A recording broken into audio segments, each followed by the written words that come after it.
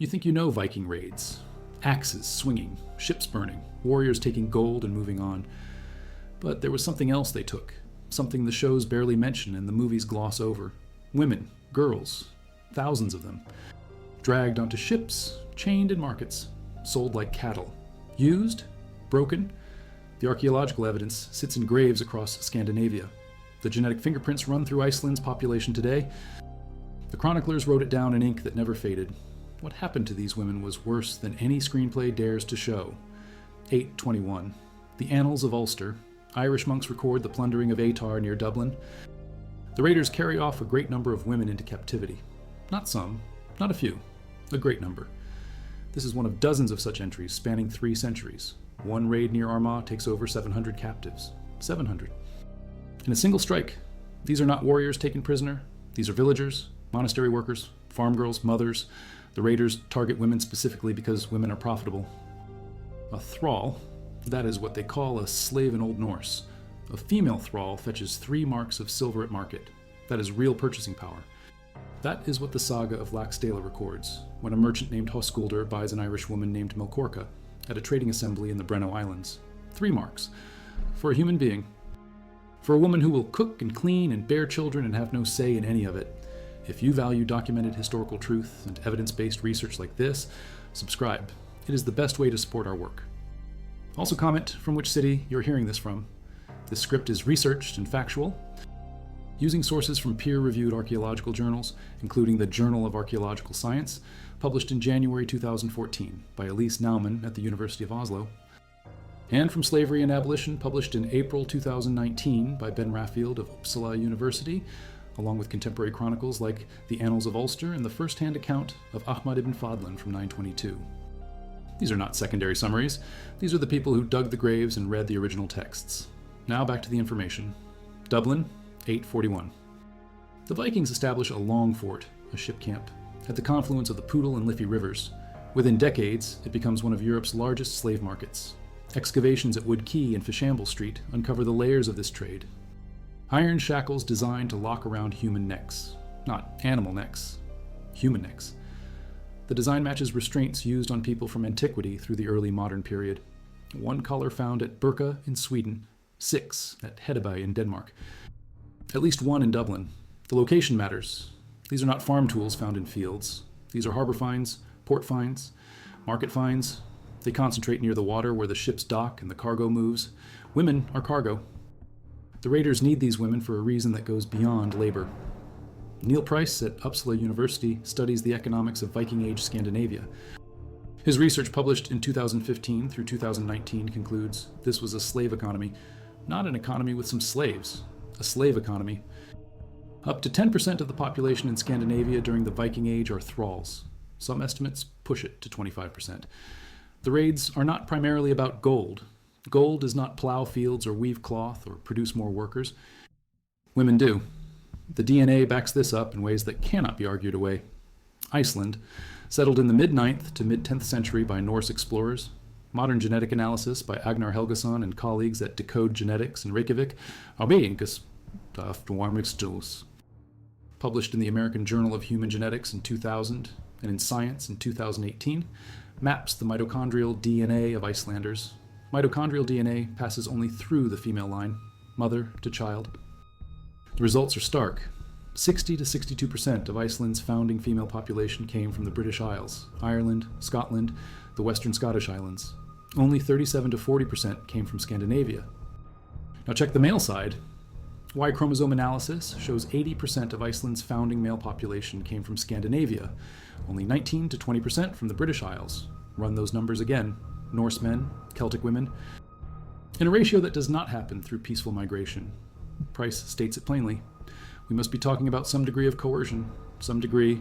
That is academic language for what everyone knows. These women did not volunteer to sail to a freezing rock in the North Atlantic.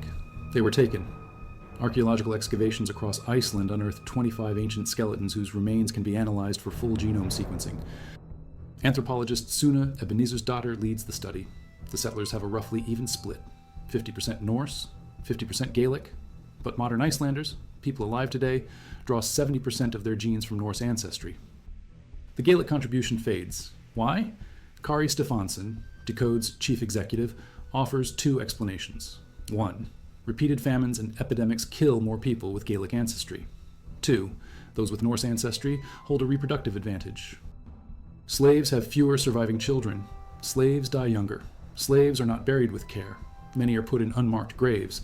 A minority get Viking burials, sword and boat and all, but the majority disappear into the ground without ceremony. The genetics drift Norse because the enslaved Celtic women and their descendants do not last. That is Iceland, one island. Now scale it across the Viking world. Hedeby on the border of Denmark and Germany. Burka in Sweden. Bulgar on the Volga in Russia. Prague is a way station to Muslim Spain. These are documented slave trading hubs. The annals record the details. 1047. The Anglo-Saxon Chronicle notes a Viking fleet selling English captives in Flanders before sailing home. Flanders, that is modern Belgium. The reach is enormous. The routes run east and west. Captives taken in Ireland move through Dublin to Scandinavia or onward to the Volga trade route. From the Volga, they go to the Islamic Caliphate or to Byzantium. Arab silver dirhams and Byzantine silk show up in graves at Burka and Dublin and Woollen. This is trade. This is business. The flows move both ways, but the human traffic moves primarily one direction, from raided coasts to wealthy empires. Young women fetch the highest prices. Why women? Ben Raffield's research explains the economics. Textile production in Scandinavia is women's work. A skilled textile worker is worth more than an unskilled laborer. Women produce high-value goods. They also produce children. In a society with polygyny, one man, multiple wives or concubines, the demand for women exceeds supply. Adam of Bremen, writing around 1070 describes Sweden plainly. A man according to his means has 2 or 3 or more wives at one time. Rich men and princes, an unlimited number, unlimited. When powerful men monopolize women, poor men have none. The solution is raid and capture. The 10th century Arab chronicler Ahmad ibn Fadlan meets the Rus, Eastern Vikings, on the Volga in 922. His account, preserved in a manuscript discovered in Mashhad, Iran, in 1923, describes their customs in detail. The Rus ruler has 40 concubines. 40. Ibn Fadlan notes that even the wooden idols they worship are given female slaves for sexual purposes. He describes the men as tall as palm trees with blonde hair and heavily tattooed. Each man carries an axe, a sword, and a long knife. They set up trading stations on the riverbanks and sell furs and slaves for silver and silk. They perform acts in public that shock Ibn Fadlan. Openness about sex, multiple partners. No privacy, no shame. And the women, the slave women, have no choice in any of it. The law reflects this. Gragas, the medieval Icelandic legal code, states explicitly that a man is entitled to purchase a slave specifically for sexual pleasure. Not for labor, for pleasure. That is written law. That is how normalized this practice is. The sagas mention it repeatedly. Laxdela Saga tells of Melkorka, the Irish princess, purchased as a concubine. She is royal born and still she ends up on a trading block. Status means nothing once you are a captive. The term for these women is frilla, concubine. Sex slave is the blunt translation. Frilla can be enslaved women or women of lower social status who enter arrangements with powerful men. But in the earlier period after Iceland's settlement, the frillar are mostly slaves. As slavery fades in the 11th century, the practice continues with free women of low rank, but during the Viking Age, 750 to 1050, the friller are property. An Icelandic saying goes, better a good man's frilla than married badly. That is the cultural attitude. It is presented as pragmatic, as beneficial even, but it is rape codified as custom, 922. The Volga River, Ibn Fadlan, witnesses the funeral of a Rus chieftain. This is the most detailed contemporary account of Viking funerary practices, and it is brutal. The chieftain dies, and his people ask his slave girls, which of you will die with him? One volunteers. From that moment, she is guarded constantly by 2 other slave women. For 10 days, she drinks and sings. They dress the dead man in fine clothes and build a platform for his ship. The day arrives. They bring a dog, 2 horses, 2 cows, a rooster, dam, and a hen. All are cut in half and placed in the ship. Then the slave girl makes her rounds. She enters the tents of 6 different men. Each man has sexual intercourse with her. Each man gives her a message to take to the dead chieftain. Your loyal friend sends his greetings. The men are using her body as a messenger service. She's already dead in their eyes. She has been dead since she said yes. They bring her to the ship. She is lifted 3 times on the palms of men's hands so she can see over a wooden frame. She says she sees her dead relatives. She sees paradise. Whether she believes this or whether she is coached, Ibn Fadlan does not say. They give her alcohol. She drinks, she sings, then 6 men enter the ship's pavilion with her. 2 hold her feet, 2 hold her hands. An old woman they call the Angel of Death wraps a rope around her neck. The 2 ends are pulled in opposite directions by 2 men. The Angel of Death stabs her repeatedly between the ribs with a broad-bladed dagger. Here and there, Ibn Fadlan writes, not a clean kill, a butchering. Outside the ship, men bang shields with sticks to cover any screams so other slave women will not be discouraged from volunteering in the future. Then they burn the ship with the bodies inside. The Rus who witness this tell Ibn Fadlan that the wind picks up strongly during the burning, a sign that their god is pleased. The slave girl's life is a transaction. She is fuel for the afterlife. Archaeology confirms this is not isolated. Flakstad in Norway. A high-status burial contains a central figure and 4 accompanying bodies. All 4 are decapitated. Stable isotope analysis by Elise Naumann, published in the Journal of Archaeological Science in January 2014, reveals diet differences. The decapitated individuals ate primarily fish, a lower status diet. The central figure ate meat and dairy, high status food.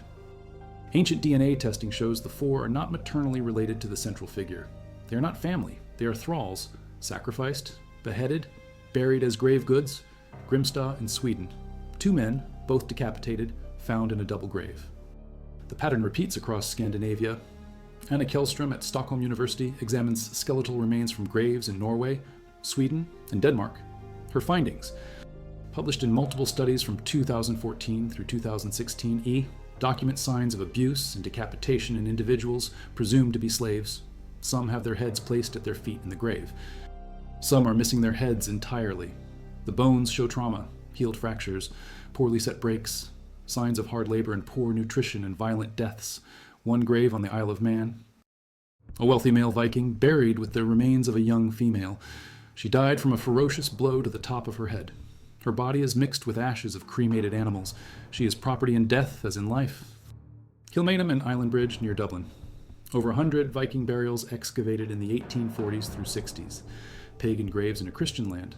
The artifacts include weapons and jewelry and ship fittings. These are 9th and 10th century burials, the earliest evidence of Viking presence in Ireland. Some of these graves likely contain women taken from local populations and buried in Norse fashion. Genetic markers from Britain show up in Norse graves across the Irish Sea region. The slave markets operate in specific places with specific infrastructure. Dublin, Hedeby, Birka, Bolgar. These are not informal exchanges. These are established trading centers with permanent or semi-permanent structures. Excavations reveal evidence of large-scale commerce. Silver scales for weighing payment. Fragmented coins and jewelry, pack silver, that can be measured by weight rather than counted by piece. The Spillings hoard on Gotland, discovered in 1999, contains over 67 kilograms of silver, coins, jewelry. Arm rings, some buried in bags that once held salt. Salt is traded alongside slaves because salt preserves meat and preserves value. Dagfinn Skræ, a Norwegian archaeologist, suggests Gotland functioned as a financial repository for slave traders. The island sits in the Baltic Sea, perfect position for east-west trade. No direct evidence of slave markets has been found on Gotland itself. But the concentration of silver is staggering. Where does that wealth come from? Skræ argues it comes from intermediary positions in slave trading networks. Buy low in the west, sell high in the east, bank the profits on Gotland. The eastern routes are well documented. De Administrando Imperio, a 10th century Byzantine text, describes Rus merchants transporting captives by boat along the Dnieper River to the Black Sea and onward to Constantinople. The Volga route moves captives to the Islamic Caliphate. The Samanid Emirate in Central Asia is a major buyer. Arab geographers write about this. Ibn Hawqal in the mid-10th century notes the Rus trade in slaves and furs. The supply feeds demand. Muslim Spain buys slaves through Prague and other Carolingian border markets. St. Wenceslaus, the Duke of Bohemia, writes to Rome in the early 10th century attempting to regulate this trade through his territory. It is too profitable to stop. The church officially opposes Christians being enslaved by pagans, but the business continues. In 870, Sainz-Fais, a monk in Hedeby is so shocked to see Christian slaves for sale that he sells all his possessions and buys their freedom himself. One man, one act. The trade does not stop. What happens to these women once they are purchased? Some go to farms, some to households, some to construction projects. The great building works of the Viking Age, fortifications, longhouses, trading posts, require immense labor. Slaves provide it. At a site called Sanda in Sweden, excavations in the 1990s reveal a great hall surrounded by small houses. Neil Price suggests this may have been a plantation. Slaves as the labor force. The production of textiles. Cloth is valuable. Cloth is portable. Cloth does not spoil. A household that produces surplus cloth gains wealth. Who makes the cloth? Women. Who makes the most cloth? Many women working long hours. Who works those hours without compensation? Slaves. We cannot know for certain who made the cloth at Sandit, but the implications are clear, Price states. The structure of the site matches plantation models from other cultures and other eras. Central authority. Peripheral labor housing. Economic production exceeding subsistence needs. Female slaves serve other roles. Concubines, cooks, domestic workers, wet nurses, childcare, milking, grinding grain, every menial task. William Fitzhugh at the Smithsonian Institution summarizes, female slaves were concubines, cooks, and domestic workers. That is the blunt assessment. Male thralls cut trees and build ships and row those ships for their masters. They dung fields and build walls and tend animals, but male thralls are not systematically sexually exploited in the sources. Female thralls are... The Sturlunga saga indicates that men indulged in extramarital affairs with numbers of women before, during, and after marriage. These are not affairs in the modern sense. These are not consensual relationships between equals. These are men with power using women without power. The saga literature normalizes it. The law permits it. The genetic record proves it. 80 individuals in modern Iceland carry a mitochondrial DNA lineage called C1e. This is an Amerindian marker. It traces to a Native American woman. How does a Native American woman end up in Iceland? The Viking settlement of Greenland begins around 985. Leif Erikson reaches North America around 1000. The sagas describe encounters with indigenous peoples they call Skraelings. Genetics suggest a woman was taken from the Americas back to Iceland around the year 1000. Carls Lalueza Fox at the Institute of Evolutionary Biology in Barcelona leads the study published in 2010. 40 generations later, her mitochondrial line survives in Iceland. One woman, one forced journey, one genetic legacy. If this can happen with a woman taken from across the Atlantic, what happens closer to home? The children born to slave women are slaves. That is the rule. Thrallborn is the term. Your mother's status determines yours. In a 14th century Icelandic poem, thralls are described with names like bastard, sluggard, lout, and stumpy. These are not affectionate nicknames. These are markers of status, of worthlessness, of permanent inferiority. The legal codes make it plain. Thralls can own nothing, inherit nothing, leave nothing. They have no legal personhood. Norwegian law refers to thralls using neuter gender. Not he or she. It, the language itself, erases humanity. But thralls can sometimes buy their freedom or be granted freedom. A rune stone from Herning in Jutland, Denmark, reads, Talkie Smith raised the stone in memory of Thorgisel Gudmunder's son, who gave him gold and freedom. Toki was a craftsman. Skilled labor has value. If you can make yourself indispensable, if you can generate profit beyond your cost, you might negotiate freedom, but that is rare. Most thralls die as they were born, owned. The introduction of Christianity begins the slow decline of slavery in Scandinavia. The church preaches against the enslavement of fellow Christians. Emphasis on fellow Christians. Pagans are still fair game. But as Scandinavia converts through the 10th and 11th centuries, the moral framework shifts. Enslaving Christian neighbors becomes harder to justify. The economics shift too. By the 11th century, the major raiding age is over. Settlements stabilize. Trade routes consolidate. The need for massive slave imports decreases. Iceland's legal code, the Codex Homiensis from 1241, still contains rules about slaves, suggesting the institution persists in some form into the High Middle Ages, but it is a shadow of what it was. In Ireland, the English legal reforms of 1102 ban most human trafficking. This deals a severe blow to the Dublin slave trade. By 1200, the trade is functionally dead in Western Europe, though raiding continues in other forms for centuries. The genetic drift in Iceland tells a secondary story. Modern Icelanders are more Norse than their founding population. The Gaelic component fades. Why? Environmental pressures, repeated famines, volcanic eruptions, the Black Death. Disease does not discriminate by ancestry, but social structures do. Slaves live in worse conditions, poorer nutrition, harder labor, and less access to resources during crises. When famine hits, the enslaved die first. When plague hits, The enslaved have less capacity to flee or isolate. The Norse genes persist because Norse individuals held structural advantages: land ownership, wealth accumulation, social networks, the ability to weather catastrophe. The enslaved Gaelic women and their descendants have none of that. Over 1,000 years, the population bottlenecks favor the advantaged. The genetics prove what the sagas imply and the laws encode. Slavery was not a side practice. It was foundational. Let us return to Ibn Fadlan's funeral. After the ship burns, the Rus build a mound over the ashes. They top it with a tree trunk carved with the chieftain's name. Then they leave. The woman who died has no name recorded. No lineage, no memorial. She is a footnote in someone else's story. But multiply her by thousands, multiply her by the decades of raids, multiply her by the trade routes that span from Iceland to Baghdad. The scale is staggering. An Irish chronicle describes 3,000 captives taken in a single attack on Munster in the mid-9th century. 3,000. The Annals of Ulster note in 902 that the Vikings carry off a large booty of women from Kells. Large booty. Not people. Booty. The language itself commodifies them. The evidence compounds. Written sources. Archaeological finds. Genetic data. Isotope analysis. Osteological trauma studies. Every discipline confirms the same picture.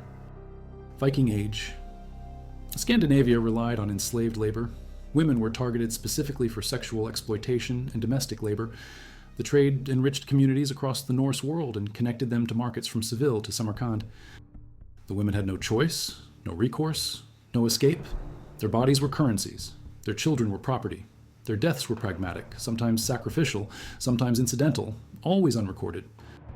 There's a reason the sagas do not dwell on this. The sagas are written by descendants of the victors, by the inheritors of the system, by the free. Thralls do not write sagas. Thralls do not commission rune stones. Thralls disappear into mass graves or unmarked plots or the ash of funeral pyres. They disappear into the genetic noise of populations that absorbed them and then outbred them. But they do not disappear completely. The shackles remain. The bones remain, the DNA remains, the written records remain. And now the research pulls it all together into a narrative that is harder to ignore. This is not a story about warriors. This is a story about logistics, about economics, about supply chains built on human suffering. The romantic image of the Viking, the explorer, the adventurer, the lone wolf sailing into the unknown, collapses under the weight of evidence. The Vikings were traders. They were raiders. They were slavers. And the primary commodity in many of their ventures was not gold or silver or furs. It was people, women, girls, dragged from burning villages and sold in foreign ports and used until they broke. There is a site in Dublin where excavations continue. Layers of the Viking-era waterfront, Wood Quay, Fishamble Street. Every season, the archaeologists dig deeper. They find more artifacts, more foundations, more evidence of the trade. In one layer, they find the remains of a small house, probably a holding pen, probably temporary, the kind of structure you build when you are storing goods that depreciate quickly, when you're moving inventory that cannot be left idle. When you are dealing in people, the house burns at some point. The timbers collapse. The archaeologists find charcoal, they find nails, they find a single iron collar, human-sized, in Norway, a burial pit at Flakstad. The high-status individual in the center, the 4 decapitated bodies around him. Elise Naumann's team extracts bone collagen for carbon and nitrogen isotope analysis. The central figure's diet is rich beef, dairy. The decapitated 4 ate fish, almost exclusively fish. Fish is the diet of the poor. Fish is the diet of the enslaved. Fish is cheap. Fish is abundant along the coast. You feed your slaves what keeps them alive at the lowest cost. The isotope ratios do not lie, but these 4 people lived on the margins. They died violently. They were buried without honor, but they were buried with their master because even in death he could not go alone. Even in death he needed servants. Anna Kellström's skeletal analysis finds a pattern. Nearly 80 Viking-age male skeletons in Sweden and Norway have deep grooves filed into their upper front teeth. For years, scholars assumed this marked a warrior class, a badge of honor. But some of these grooved teeth men are buried as slaves, decapitated, placed in subordinate positions in multiple burials. The grooves are not a sign of status, or if they are, they mark something darker. Kellström suggests the grooves might have been done to thralls, marked like cattle, branded with a tool. The evidence is not conclusive, but the possibility sits there, that men were mutilated to mark their status, that bodies were altered to signal ownership. It fits. It fits the shackles and the decapitations and the mass graves and the genetic drift. The movies show Viking funerals as solemn and grand. burning ships floating into the sunset. Dignity. Honor. The archaeological reality is different. The reality is a young woman stabbed repeatedly between the ribs after being raped by 6 men in sequence. The reality is 4 decapitated slaves tossed into a grave like spare furniture. The reality is hundreds of nameless bodies in unnamed graves across Iceland and Scandinavia and the British Isles. People who were taken and used and discarded. People whose names we will never know because they were never written down. Because they did not matter to the people who wrote the histories, but they matter now. The research makes them matter. The excavations at Kilmainham and Island Bridge, the DNA sequencing of ancient Icelanders, the isotope analysis of Flakstad, the shackles in Dublin, the grooved teeth in Sweden, the written records in Ireland and Byzantium and the Arab world, all of it compiles into a story that cannot be dismissed.